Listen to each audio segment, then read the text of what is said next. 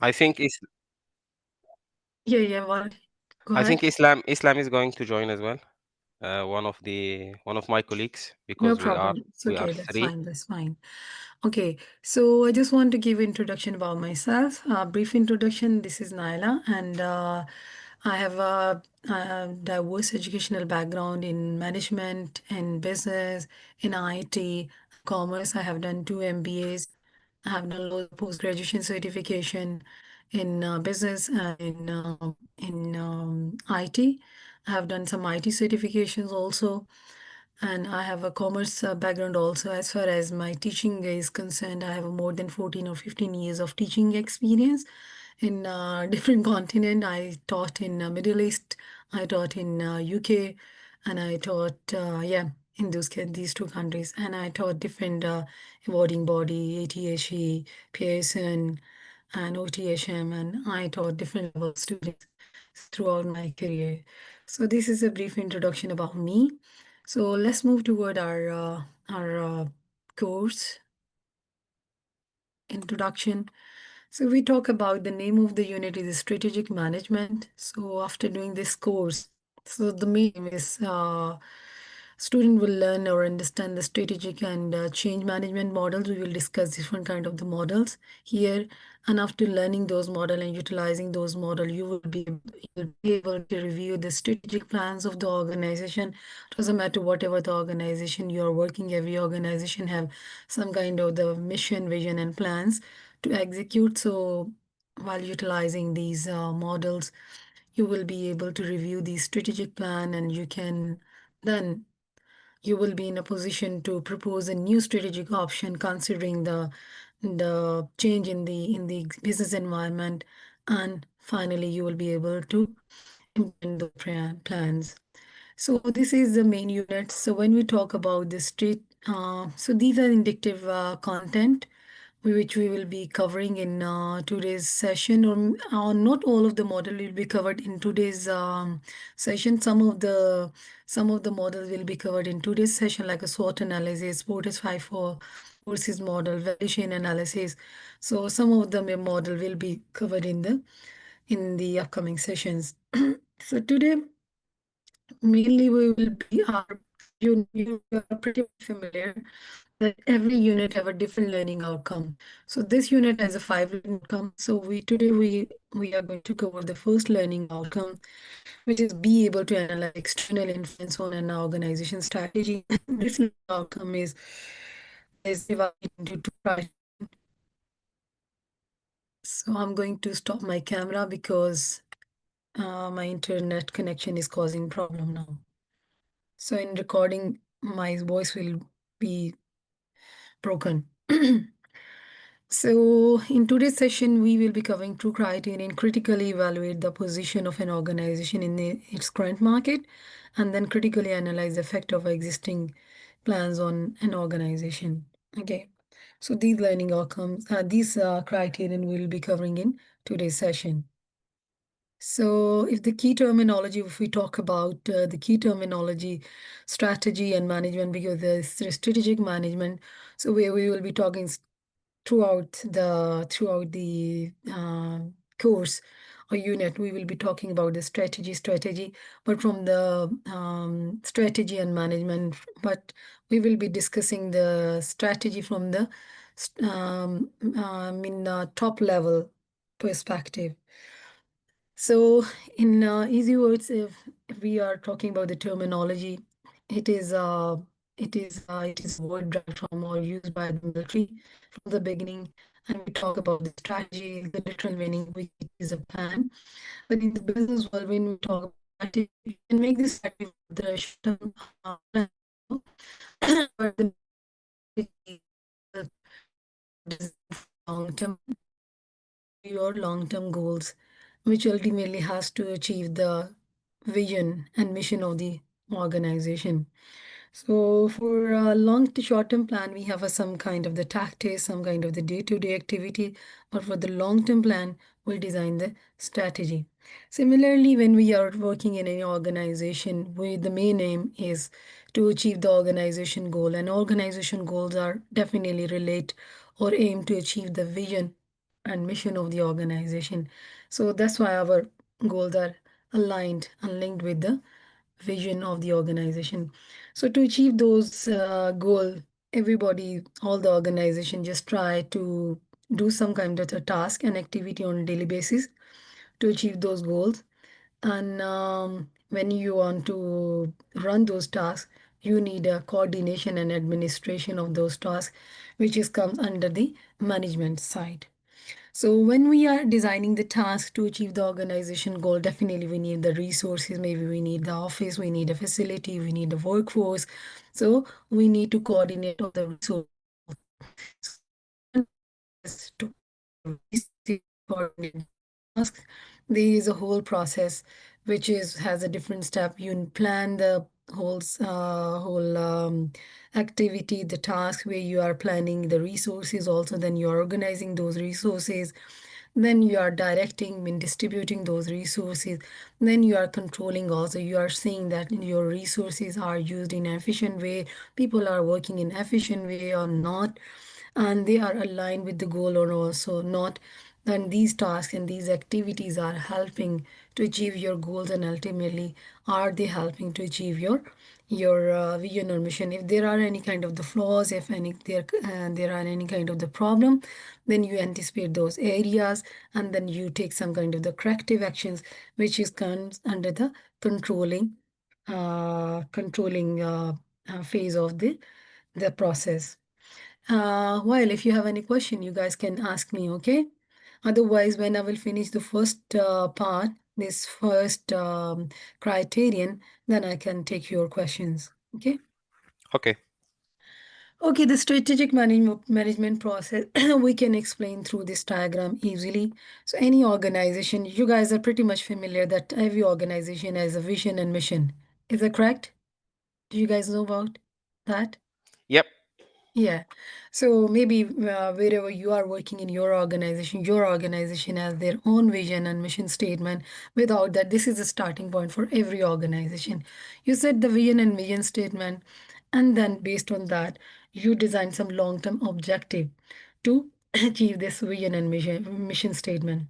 And then you design some kind of the strategies to achieve these objectives, and then you implement those strategies, and the last and the final is the annual performance, and you're implementing those strategies, you are checking the performance, is it going into the desired direction or not, whatever your company is desiring to achieve, is it achieving or not. Maybe you want to grow your company, that is your part of your implementation strategy, then you need to check if your company is growing and you are increasing the market share or not. If it is increasing, it means you are on the track. If it is not increasing, then you need to evaluate your performance. Here you need to find out what the problem is there, and if there are any problem, again you go back there. Take it. Okay, so this is the whole process. So when we are basically, your vision and mission statement provide the basis to design the objective, and then you are based on those objectives, you are designing your strategies. So not only your vision and mission statements are impacting or contributing toward designing your strategy, but there are many other factors also which affect or impact your strategy's design. There are some external environment, there are some internal environment, there are organization culture, and there are some stakeholder expectation. We need all these things into consideration when we are designing these strategies. Why, we will discuss in upcoming slides. So far, any question? Any question? Hello, guys, can you hear me? Okay. So, Sorry, but I made the screen full screen, so that's why it's not easy to reach to the unmute okay, unmute button. Yeah, I can no, hear you. I Yeah, can we no hear can you. hear problem, you no clearly. problem. So now We we can are Yeah, going hear to you yeah. start clearly. our first criterion, critically evaluate the position of an organization in its current market. When we are Okay. talking about the strategic management, you are going to take the decision on the higher level of the organization, like the corporate level or maybe the top level of the organization. So the strategic management is about that. The decisions are made on the higher level. So when you are studying the strategic management is very important for you to see or to evaluate the position of your organization in its current market. If you are an engineering market, your organization is working in this market, then you are going to assess your market position in relation to current technology for whatever organization you are working there. So it is when you are talking about the strategic position, your strategic position is very important. It's very important to know your strategic position because it is also impact on your strategy, designing on the strategy or the reviewing of the strategy or changing of your strategy with the passage of the time. As we discussed in the previous slide, that you need to consider the external environment, internal environment, competence environment when you are designing, when you are making the strategy, because in external environment, internal environment give you the idea what kind of the threats and opportunities are available in your external environment, and internal resources and competencies. Your internal environment give you the idea what kind of the resources and competencies and capability your organization have, because while utilizing your resources and capability and while considering the opportunities and threats in the environment, you are going to review your strategy, you're going to make the changes in your strategy, and the same time you are going to consider the expectation of the stakeholders. Okay, that your stakeholders are your employees, your stakeholders are your customer. We will be discussing the different stakeholder expectations. So it is very important for you to consider all these elements. When you will considering all these elements, it is helping you to understand the position of your organization in the But market. this can have any impact, let's say, on my vision and the mission, or my vision and the mission will be fixed, and I will just change the strategies. No, you can't change your vision and mission. This is the point. Everyone, once your organization set the vision and mission statement, you will stick with your vision and mission statement. There is only there is only strategy where you are making the changes. Okay, you have to stick with your vision and mission statement. It's not every 5 years or 10 years you are, if the market is changing, you are changing the no, you are making change in strategy to deal with the environment. Is that correct? Yeah, clear. Just I want to make sure that, let's say, that the environment, external and internal, shouldn't change my vision and No, the mission. I have exactly. to It manage won't my change your strategies to achieve the mission and the vision. vision. Yeah, it won't change your vision and mission. Okay.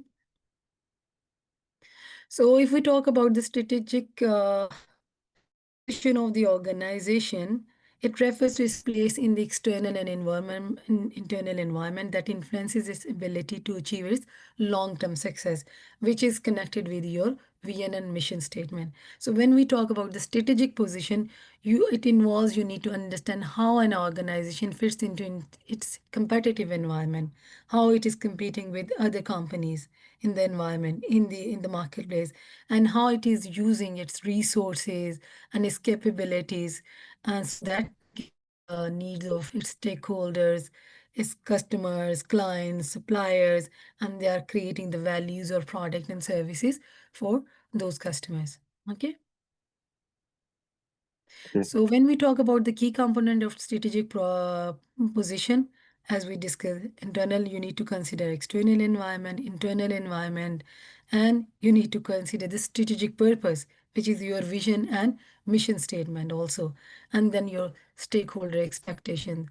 So for to assess your strategic position, you need to know these things. You need to consider all these elements.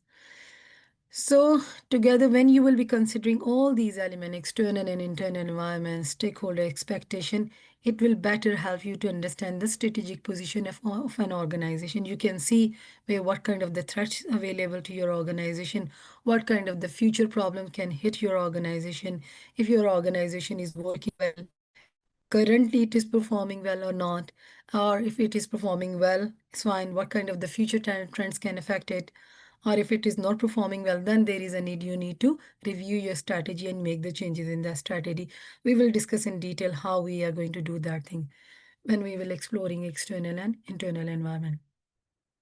It is also very important when you are doing observing or analyzing external and internal environment. Don't just focus on the current state of the environment. You need to assess the future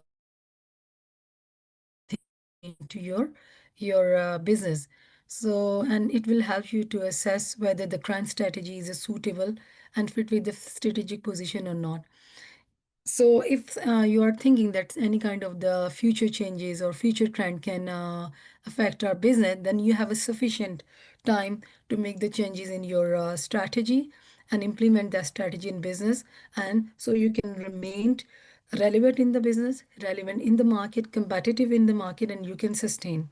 If we can take the example of the Nokia, I put this example myself, maybe in your slide you don't have this one.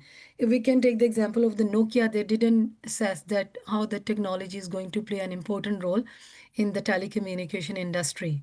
But on the other hand, Apple just assessed that factor and they incorporate in their business. And now you can see where is the Nokia and where is Apple iPhone. Okay, so it's very important. You need to assess what kind of the future changes in the business environment or factors can impact our business. Okay. So there are some kind of the models we can utilize to assess the internal and external environment of the business. The basic purpose of assessing the internal and external environment of the business is you will be in a better position to assess what kind of the changes are taking place in our external environment and what kind of the opportunities are available in our external environment, what kind of the threats are available in the external environment.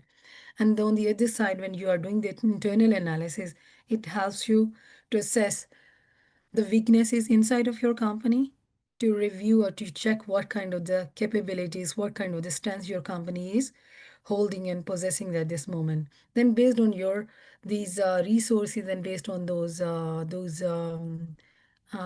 capabilities, you can exploit those resources, you can perform well. And if there are any kind of the weaknesses in your organization, then you will be in a better position to overcome those weaknesses. So a very common and very used and very successful model is a SWOT analysis. SWOT means strength. W stands for um, weaknesses, Strengths, weaknesses, what opportunities, is and threats? threats. Okay. Yeah. So this is the only model which can help you to assess the external environment and internal environment of the business. Other models, either they are solely uh, assessing the external environment or internal environment. So SWOT analysis, your strength and your weaknesses go to the internal environment assessment, opportunities and threats. They are assessed through the external environment analysis. It has to assess those things. When you are doing these analysis, in internal analysis, you can find out what kind of the strengths and weaknesses you have. You can figure out what kind of the resources you are having or you are lacking, what kind of the capabilities you are having or lacking. So it comes in either in strength or weaknesses. If any kind of the capabilities you are lacking nowadays, maybe technology is very much in businesses, artificial intelligence is there, maybe you don't have a trained workforce. So mean you are lacking the work capabilities. This is your weakness. You need to overcome that weakness if you want to remain competitive in the market. Similarly, maybe there are when you are doing the external analysis, you can find, oh, there are so many opportunities available in the market. After COVID-19, lots of people figured out there are lots of opportunity to do the business online. Okay. On the same side, there are the threats also. Maybe you are not having enough technology to move your business model from physical to online model. So if these are the threats, then you can see you can need to develop or improve toward the technology side.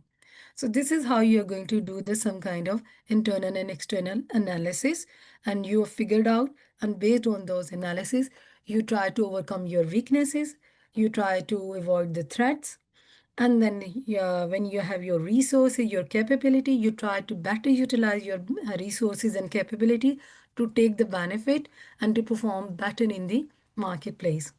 Okay, if there are any opportunities, you just anticipate those opportunities and timely grab those opportunities and take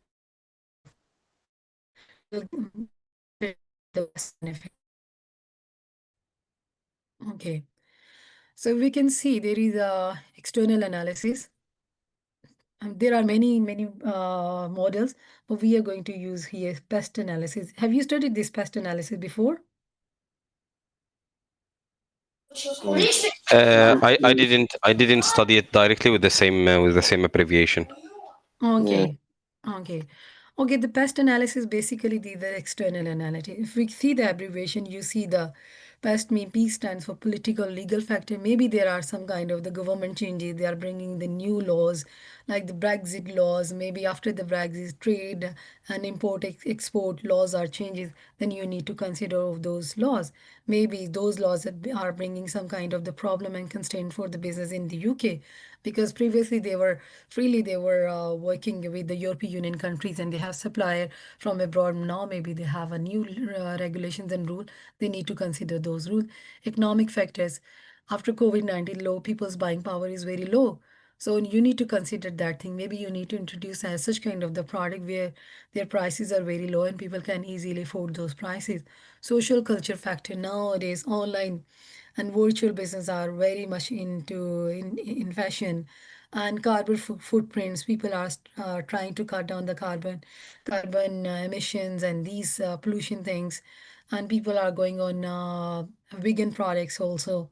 So such kind of the things you need to consider. Technological factors after COVID-19 and after introduction of artificial intelligence, it is very important now to embed the artificial intelligence in your businesses. So pastel analysis basically provide us help us to assess the environment outside the organization. What is happening outside in the market? Maybe for the engineering organization, there are some kind of the laws. Maybe for the medical industry, there are the different laws. According to your industry, you need to see what kind of the rules and regulation applies to you. You need to follow what kind of the economic factors are hitting your business or facilitating your business. You need to see.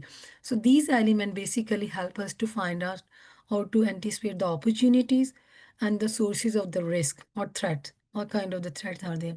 The benefit of doing these analysis is, and if you are keep doing the periodically these analysis, you will be in a better position to inform with the market condition, number one. Then, if there are any opportunities or any kind of the risk, you have a sufficient time to make the planning and to generate or to organize the resources to avail those opportunities or to avoid those risks.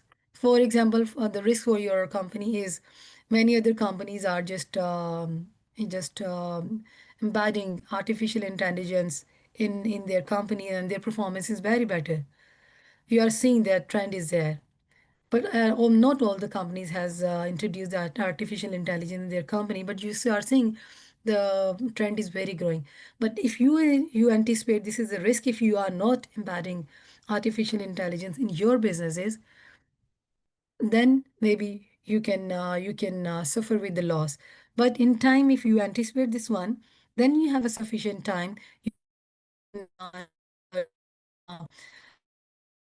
artificial intelligence technology in your business, and the same time you can train your staff also to uh, to to utilize or to operate those equipment while combining the artificial intelligence. So this is how you are going to prepare yourself to avoid or to deal with those risks and to those opportunities. Okay. Then there is another model.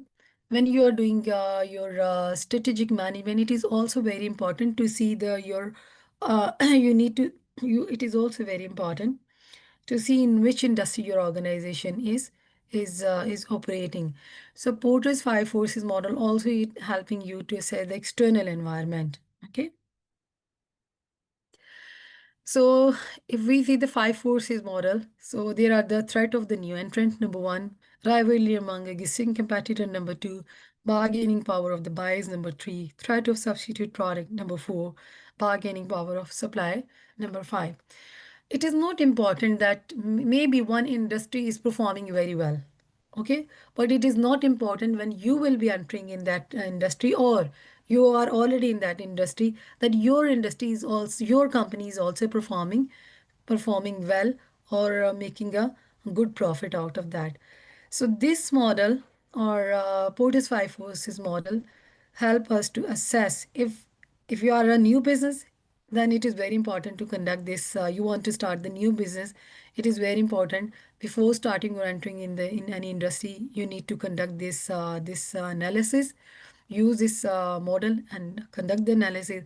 Then figure out, is it an attractive market or industry to enter in or not. Otherwise, if you are already there, then it at least it can give you the idea of the external environment. Then according to that, you can make the changes in your action, you can make the changes in your strategies. Then you can deal with the threats and with the problems exist in the market. Okay. Threat of the new entrants. So if there is any industry like a food industry and the restaurant industry, if you can see the small restaurant, every second shop or every second street has a many restaurant or fast food or burger shops or pizza shops. Okay? So why they are opening these shops? It is very easy to enter the market. First of all, the government policies are not very tight. So maybe the government regulations are easy to follow. So it is easy for them to enter in the market. So that's why loads of people can easily enter those pizza shops or burger shop. What is happening? Loads of people are coming in the market. Market competition is increasing. And what is happening for the existing business people, then it is becoming difficult to survive their businesses because new Well, people are coming, they are sharing their customer, they are sharing their market share, and their profit margins are decreasing. And in some cases, some people has to shut down their business. Rivalry amongst existing customer. Already, whatever you need to check, whatever the companies already exist there, you need to check number of the competitor. If there are so many companies already, then it means that market is not attractive because lots of people are sharing the same market or sharing the same customer, number of customer. So maybe everyone has a very small share of the customer and small share of the show of profit. Diversity of the competitors.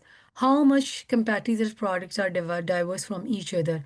If there is no diversity, same products, then it's very easy for people or buyers to buy from the different customer.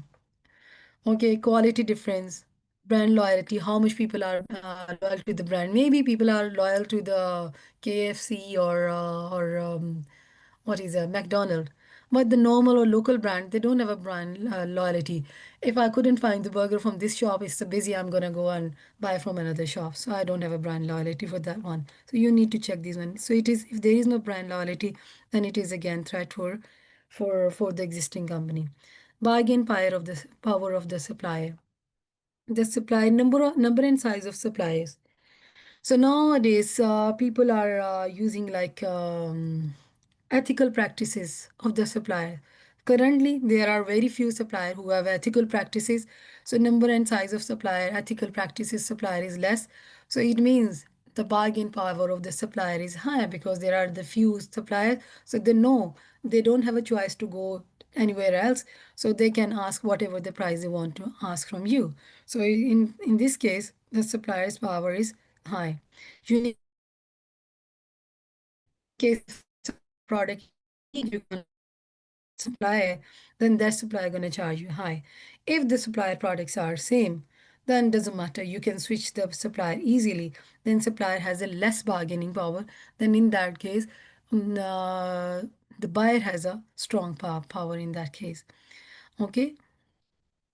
And then company's ability to substitute instead of leather, maybe they can use a synthetic leather or some other kind of the Rexian products. So if they can use a substitute, then supplier they don't have a strong bargaining power and they are in a less power. Okay. So you need to say, assess these are the few elements which decide either the supplier bargaining power is strong or weak. And then threat of substitute product. If there are the different substitute product available in the market, there is not cars available. If you can't afford the cars, then maybe you can use the buses. This is a substitute. Maybe you can use bicycles now. Okay. And then buyer's propensity to substitute. Okay. I mean, how easily you can use a substitute product. Okay. If there is you can easily switch to the substitute product, then for the existing product, then it is a threat for you. Okay. Nowadays, if we can take the example of the cinema and Netflix, since the Netflix is introduced, loads of people, I think the number of people or client or stop buying or going to the cinema, they are using the Netflix. So this is a substitute product. Okay. And the relative price is less and people are enjoying more and less price. They are can watch more movies and they can entertain themselves in a better way. Okay, perceived level of product differentiation. If there is a high product differentiation, product is different from the other product. If someone is using the Apple phone, it becomes difficult for the person to switch from that product or from that brand to other product because their product is quite different from others. Some features are very different. If the differentiation is not high, then people say, oh, there is not much different. I'm going to switch and buy from the other person. Switching cost. Maybe for the normal buyer, switching cost is not high. For the industry customer, the switching cost is very high. You have a contract with the supplier. You are in the legal binding. If you just want to switch it, still, but you can't switch because you have a legal contract. If you will make any kind of the violation, maybe you have to pay the heavy penalty. Uh, just like the bargain power of supplier, there are the bargain power of buyer also. Number of customer. If the number of customer are is volume is big, then they have a huge power. Okay. Size of each customer order. If the customer order is big, like industry customer, then they have a power of bargaining. Okay, that is a big customer for you, then they can bargain for you, bargain with your company. Maybe you are they are asking for £1 million. They are doing £1 million business with your company, and in that case, they know that is a strong customer for your company. They know the position, then they can bargain on the price, on the terms, and on conditions. Okay. Differences between competitors. Okay. If the competitors' products are very different, then it is very difficult for the buyers to switch their supplier or the person or the company from who they are buying. But if their products are same and they are finding less prices, then they can easily go there. Now, another thing, price sensitive. If the buyers are price sensitive, like in COVID-19, people have very price sensitive. Loads of people have moved from the branded product to Primark products, and maybe high price supermarket like Tesco um, to Aldi and Lidl. So these are such kind of the element you need to consider, and this model helps you to analyze the existing market. You can figure out if you are doing a new business, you find it is a attractive industry to enter in. If there is a competition low, if the barrier to entry is high, bargaining power of supplier is low, and substitute product is low, then it is a very ideal market for you. Otherwise, it is a very competitive market for you. As much as your market is competitive, it becomes difficult for you to do the business. But if you're already in the market in that industry, then you need to keep an eye on the environment and you need to these element and factor, and you can see which element can become threat for you, assess that in time, and then you need to design some kind, make some changes in your existing strategy, make some corrective action or review your strategy, or make changes in your strategy and start dealing with upcoming threats in the environment. Or there could be some opportunities also, and then start preparing or make some kind of the changes in your strategy and try to avail those opportunities and bring benefit to your business. Okay. Then there is a Porter's value chain model also. This value chain model also help us. This is internal analysis of the organization. So what is this model? Within the organization, we are doing this some kind of the activities. Whatever organization you guys are doing, you are doing some, you are preparing, you are creating some kind of the value. Value could be the product, value could be the services.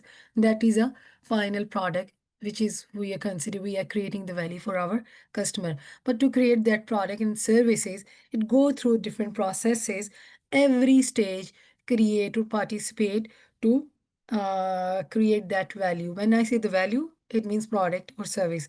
To design or to create that product or service, it go through the different stages of the process. Every stage creates some kind of the values to prepare that final product. So Porter developed the value chain to help identify which activities within the firm contributing to a competitive advantage and which were not. So if we can see, they have divided the organization into two sections.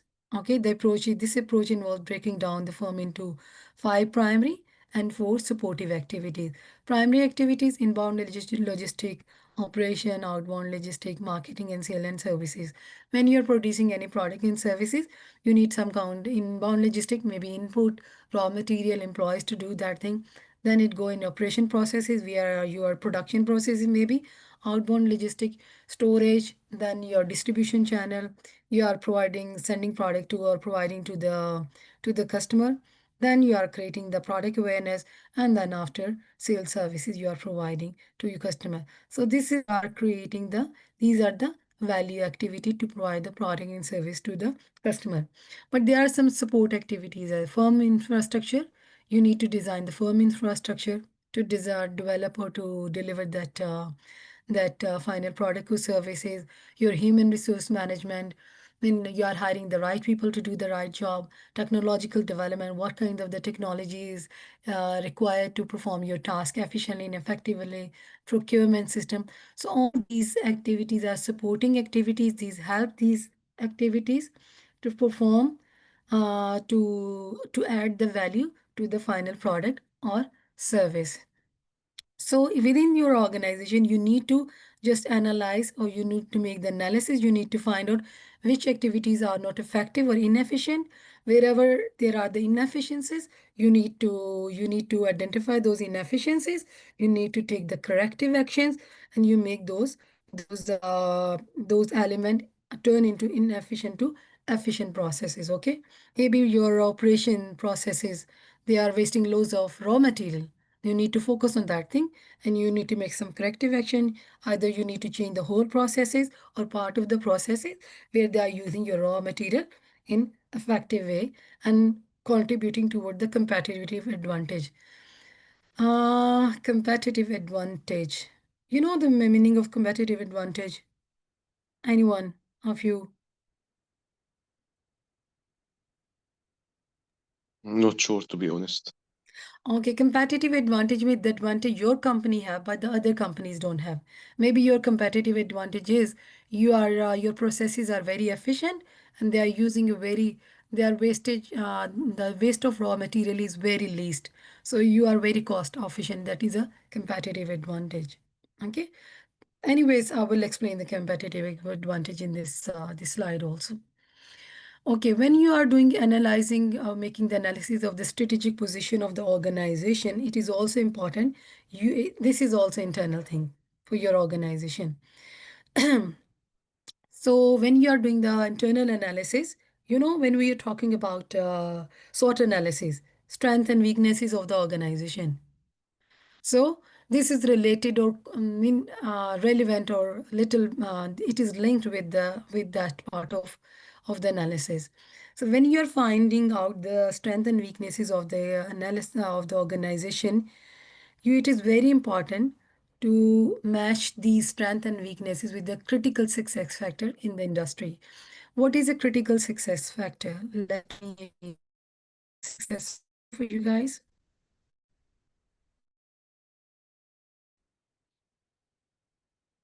Okay. So, okay.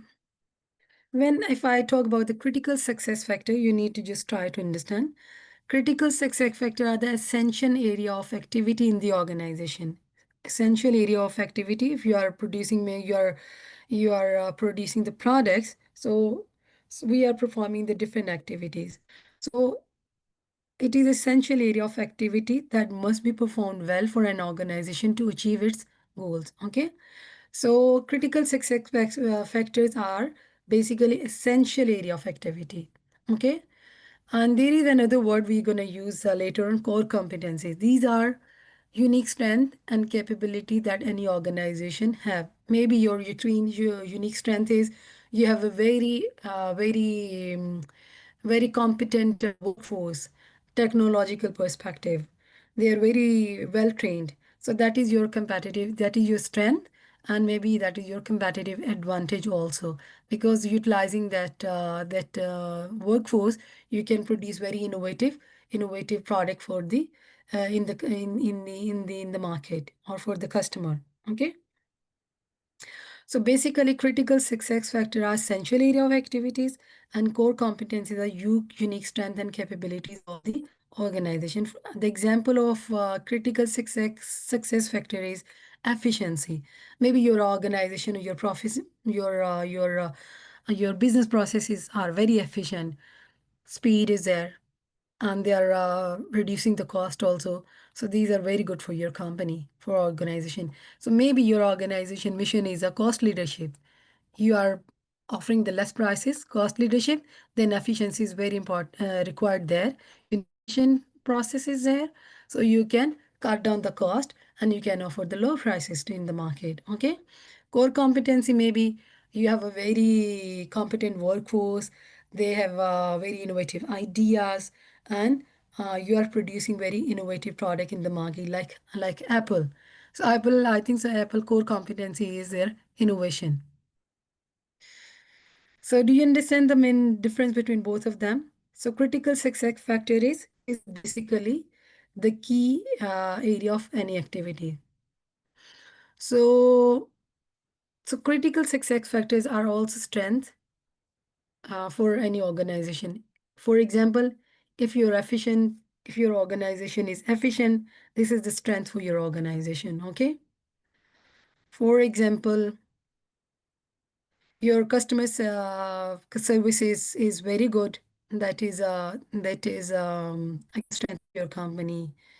If you are managing expenses effectively, mean you are reducing the cost. Again, it is a strength of your organization. Okay, so you need to see what kind of the critical success factors are available in your organization, what kind of the strengths are available in your organization. Because if you have these strengths, then while utilizing these strengths, you can compete in the market. If your processes are very efficient, you are producing the product speedily, you are producing product with the less cost, so maybe your profit margins are higher than other companies in the market. Okay, so you need to consider these things also. You can take the example of Aldi and Lidl.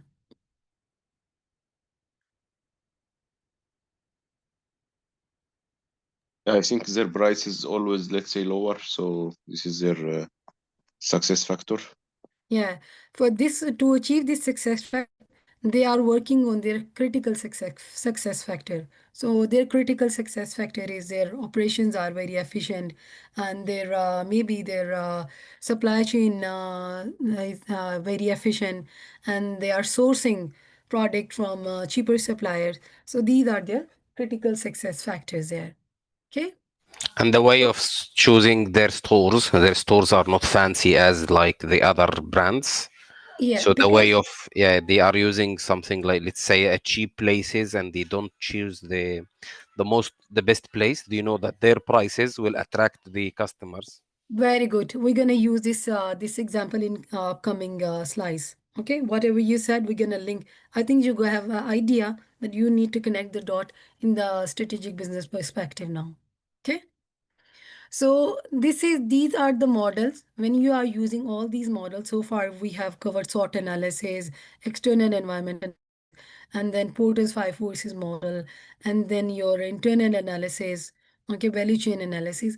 These all analysis give you the better picture of your organization, internal picture of your organization, and external environment of the industry or the marketplace.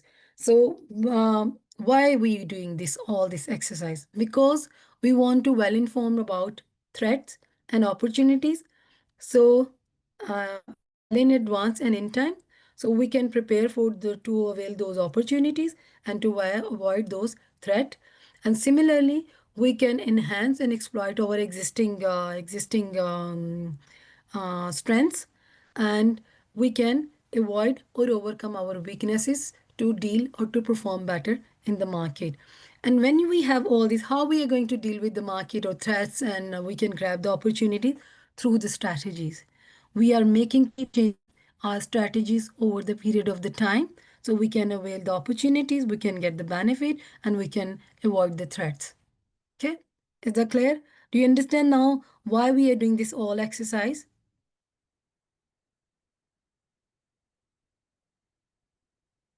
Okay, so there is a SWOT analysis. If we can see, there are some SWOT analysis. They have done the SWOT analysis for Apple and Samsung. So if we can see, their strength is 13.9% market share. They have a higher market share. They have a limited distribution network. That is their weakness. I'm just taking the one point, otherwise we're gonna spend whole time on this exercise.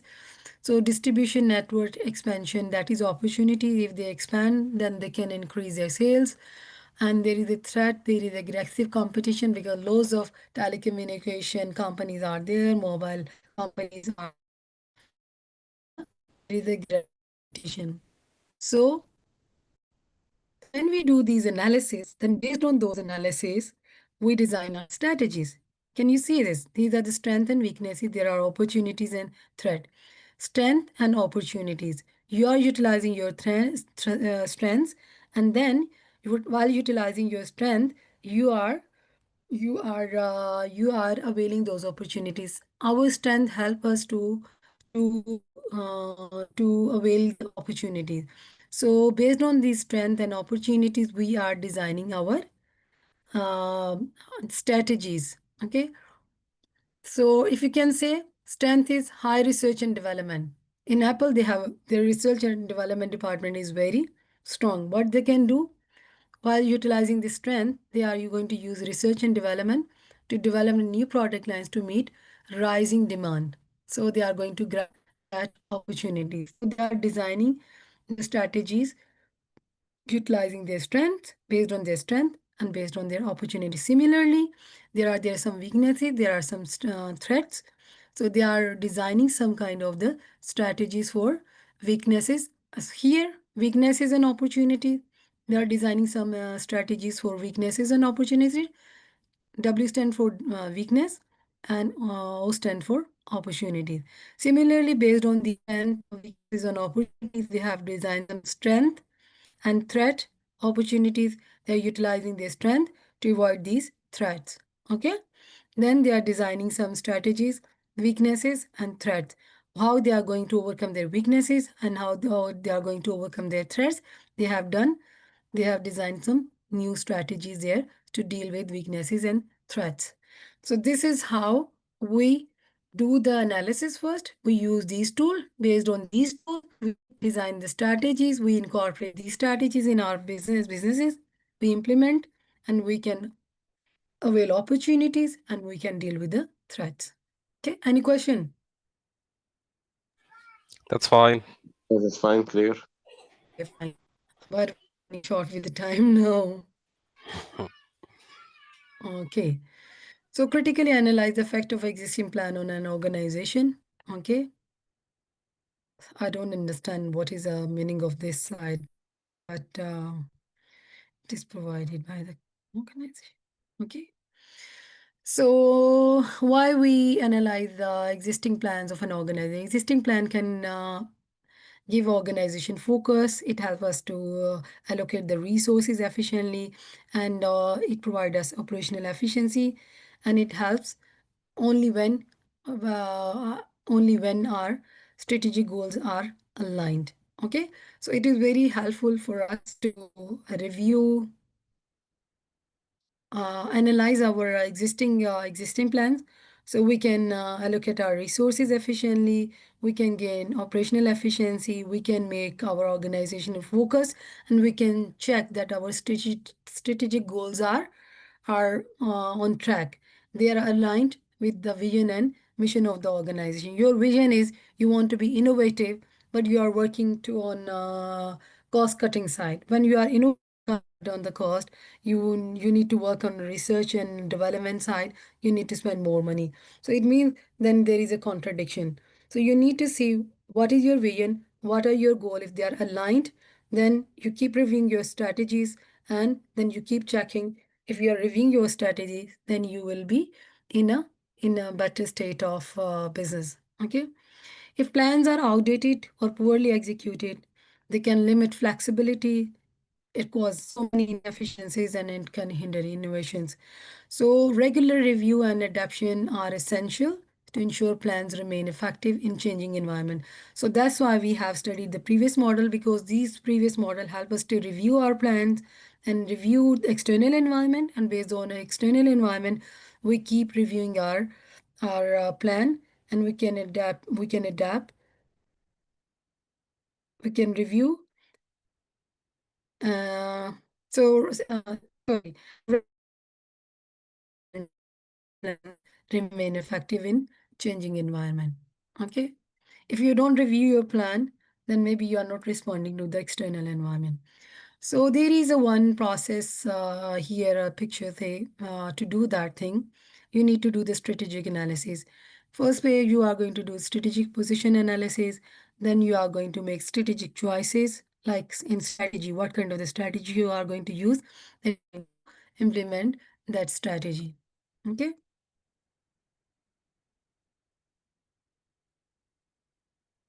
So when we are assessing the strategic position from the beginning, we are just I am explaining the same point. I'm just going to run through quickly now because I explained these things in very detail. Assessing the strategic position consists of analyzing. When you want to assess the strategic position, the bigger position or the bigger picture you want to see of your organization in the market, it is very important. You are going to analyzing the environment. Okay, external environment. Okay, internal environment. What are your competitors are you doing? What markets are doing? What organization your pest analysis regulations are there?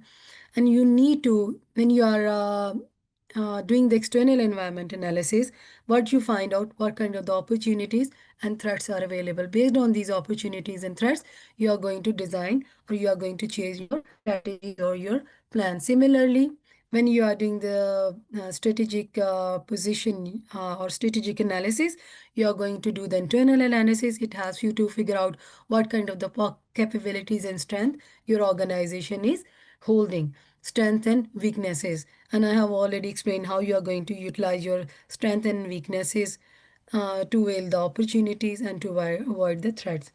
Similarly, when you are doing the strategic analysis, apart from the external and internal analysis, it is very important to consider your culture, and you are going to consider your stakeholder and their expectation. We will be exploring these stakeholder and culture in upcoming slides. Okay, external environment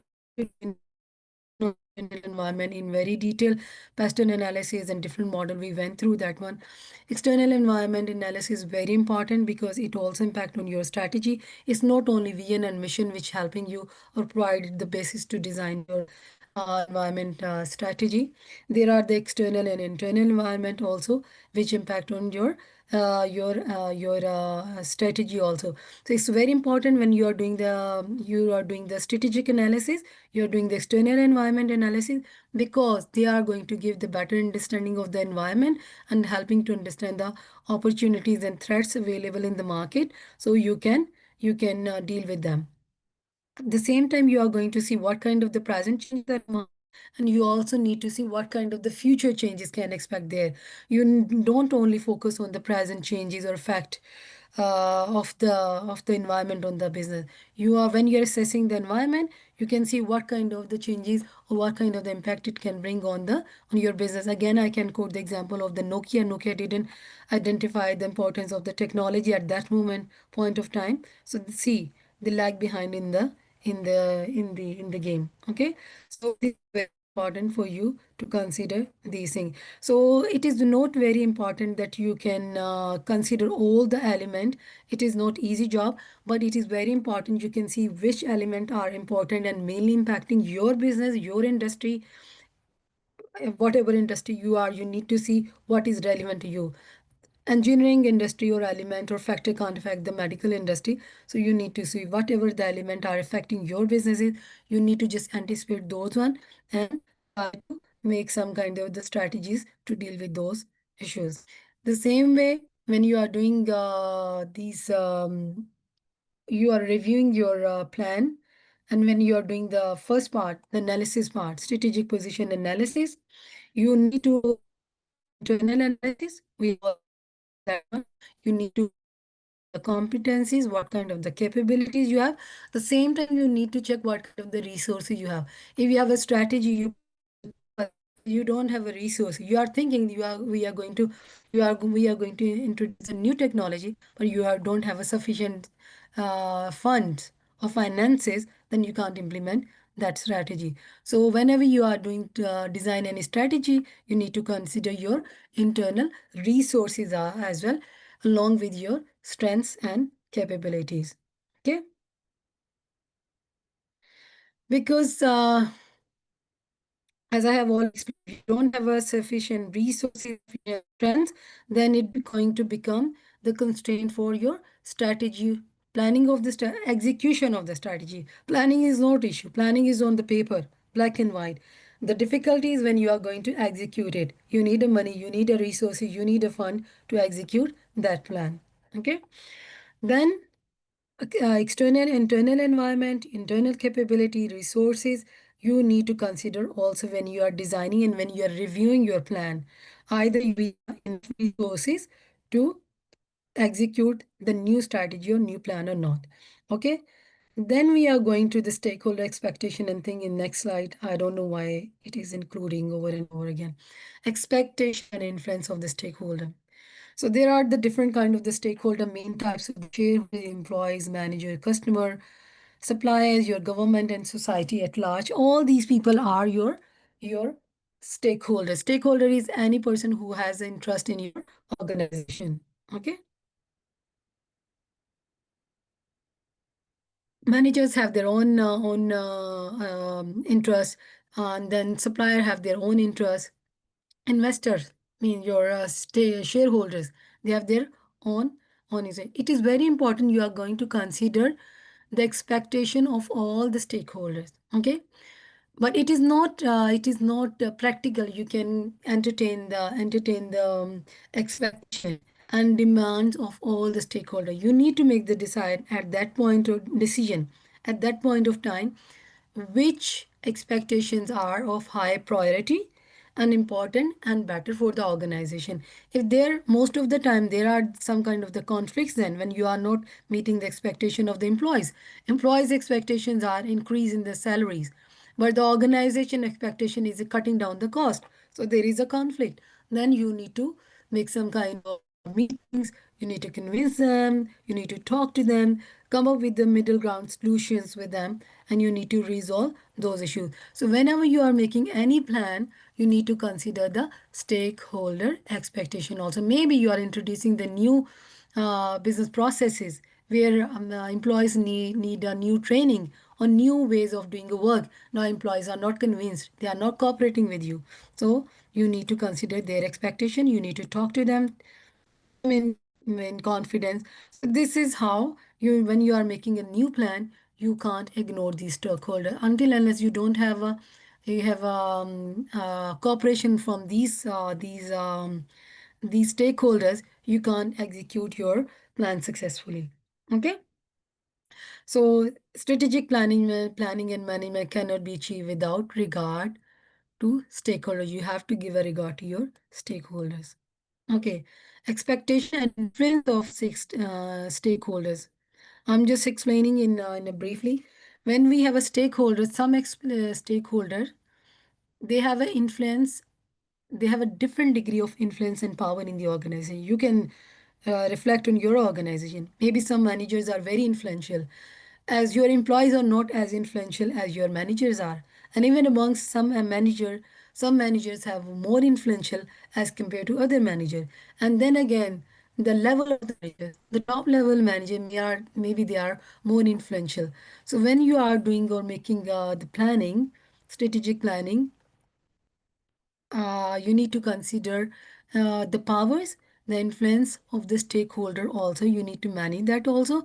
But mostly what happen in the organization, the people who are more influential, their voice is heard.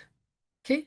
For example, two managers are making or designing a strategy. One is saying we need to take this action, other one is saying we need to take this action. Maybe at the end, the person who has more influential, his opinion is considered because he has more influential. Specifically, if someone is sitting at the top level and someone is sitting on the bottom level of the management, so the top level management decision will be more acceptable or more heard or more valuable. Okay, so you need to consider these expectation also. Of the organization, also when you the organization. If you are talking about the cost efficient organization, then the throughout you need to set that culture in your organization. Okay, so you need to consider the values and culture of your organization when you are making this one, making any kind of the changes in your strategy or making any kind of the strategic actions. So, as a whole, what we have learned in this session, when we are going to do the strategic analysis, it is very important. You're going to do consider environment, internal and external both.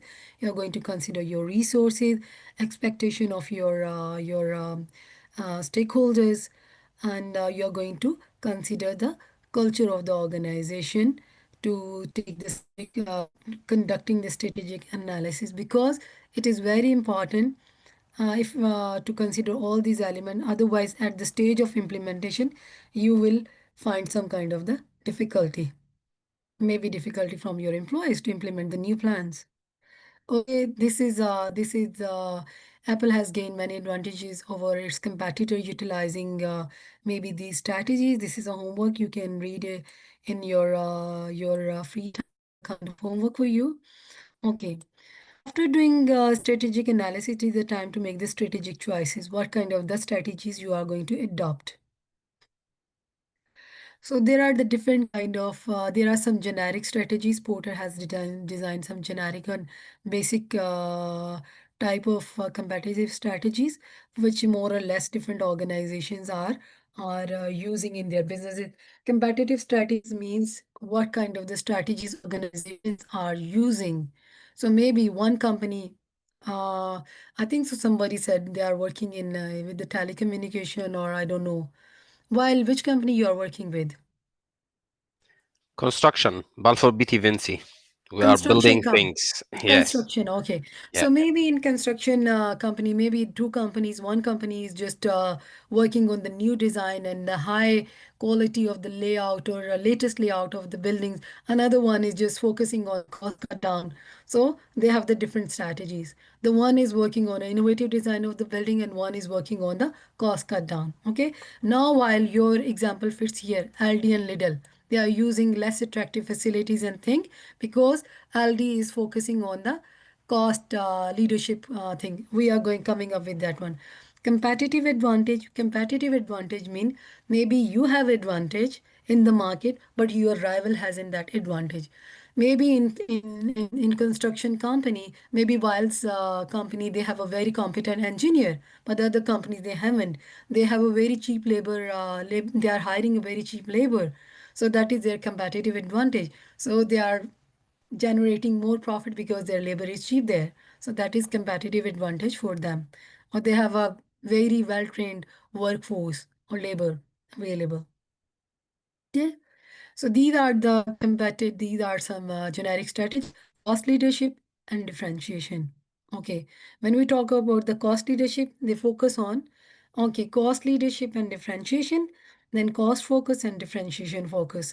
First, we will discuss this one, then I will explain the difference between these two. What is the narrow target and broad target?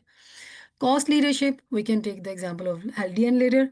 In their vision mission, they are focusing, they want to become the cost leader organization. So in that case, they are just focusing how and where they can cut down the cost. As why I have given example, their stores are not very fancy. They have hired the cheap places. Number of employees are very less. They have their private label products. They are not using branded product, maybe Procter and Gamble product. So they are just finding the ways to cut down the cost from everywhere. Differentiation on the other side, They focus on providing the different product from as compared to their competitor. When differentiation comes, I mean you are bringing some kind of the customization in the product, variety in the product. When the variety is there, then you can't work on the cost leadership. You need to invest more money. Maybe you need different. You are cutting the different segment. Your marketing and research expenses are different because you are doing the advertisement for the different group. So in that case, your your your expenses are high, but you are providing the different product. We can take the example of the Apple there. Okay, cost leadership involves becoming the lowest cost organization in the domain of activity. So what they do is they try to find the lower input cost, supplies, products, then economies of scale. If they are producing anything, they are trying to produce in when they are doing the production, they are trying to find the per unit cost. They are keeping it less. Economics, okay, this is your homework. Please find what is economies of scale. I'm going to ask in the next session. This is our will be our warm up activity in next session. And if you have experienced people, then experienced people, it means they are well experienced in their work. So there are less wastage in their work. Process design and product design, again, their process design are very efficient, which are helping us to reduce or cut down the cost. I have already told you differentiation is uniqueness along some dimension or many dimension of the product that is sufficiently valued by customer to allow a price premium. If we can take the example of Apple, every year what they are doing some dimensions. They are making some uniqueness in some dimension. They are just enhancing one or two features in their mobile, but the people are ready to pay the premium price for that one, for their security features, for their camera feature, mainly for their security feature and for their software which they are using. Okay. Okay. Okay. This is the cost leadership, but this is a cost focus. This is a differentiation. This is a differentiation focus. Broad target and narrow target. Cost leadership and differentiation. Broad target. They are catering the big group of the customers. Okay. When we talk about the cost focus and differentiation focus, their strategies are same, but the difference is there. They are focusing the small segment and small group of the customer. In business language, we call it niche market. Narrow target or the small segment of the customer, we call it a niche market. Okay.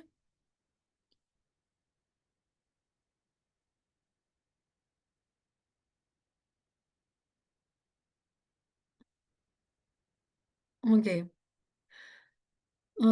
Course focus strategies. If I talk about course focus strategy,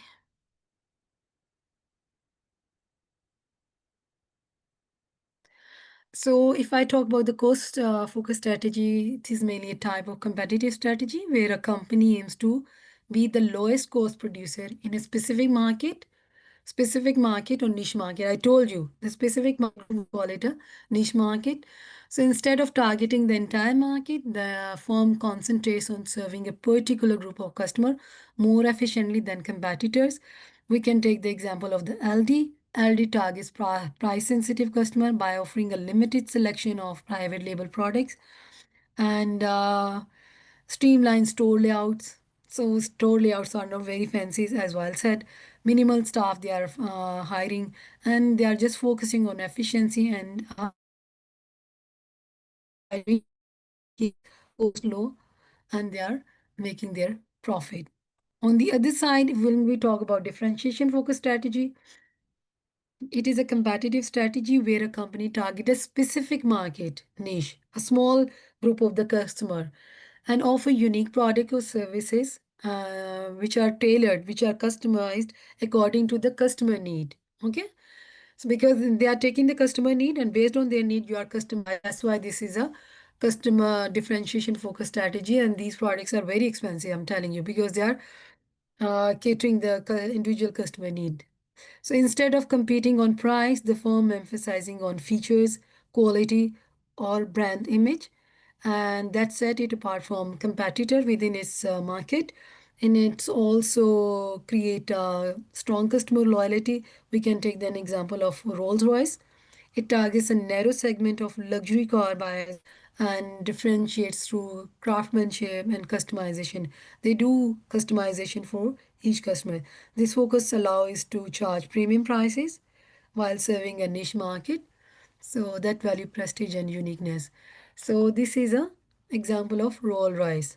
So in differentiation focus strategy, your customization is very high, and in cost focus strategy, you're focusing on cost. But in both cases, you are focusing on the small or specific group of customer. Okay. Okay. I'm naming this one. You can read it yourself. Okay. Combining generic strategy. When you have a one company, just small one company, you can't combine two strategies. You can't combine cost leadership and you can't combine differentiation strategy. But when you have a like okay, we can read it. I don't want to make a mistake, but no. Okay, combining generic strategic company can create separate strategic business unit, each pursuing different generic strategies and with different cost structures. Yes, I'm right. Okay. When you are doing for one company or for one small company, you can't combine two strategy. You are combining cost leadership, you are working on differentiation. No, it can't happen. But if you have one big company, under one big company, you have a different separate unit, then you combine the different strategy. If we can take an example of Unilever. So under the Unilever, we have a different business unit, separate business unit. One is a food and refreshment, like they are introducing Ben and Jerry and Lipton products. For that one, you can use different pricing strategy. Okay, and then we can go. Then they have a home care department or home care business unit separate. For that one, you can use a different strategy. Beauty and personal care. Maybe for beauty and personal care, you can use a innovative your differentiation strategy. And food and refreshment, maybe you can use a cost leadership strategy. But when your each unit is separate, it is working separately. Each unit have a different generic strategies and with a different cost structure. But if you have a one unit and you are trying to it is not possible. And that what's going to happen, they're going to be contradiction here because you have a vision and mission for your organization if you have a one company. So maybe your vision and vision, maybe your cost leadership and differentiation. So you just combine one strategy there. You can't combine two strategies. But if this is a group of company like Virgin group of companies, there are the different company, Virgin Media. For each company, maybe they have the different strategy. Over there, you can combine the different strategy. So this is all, dears. Do you have any question? Oh, that's fine. No, that's fine. So how did you find the session? Heavy. Very comprehensive, yes. Oh, you guys can talk to management about this one, honestly. Mhm. Okay. It's okay. Are you sure you want to stop Yeah, recording? yeah, it's fine.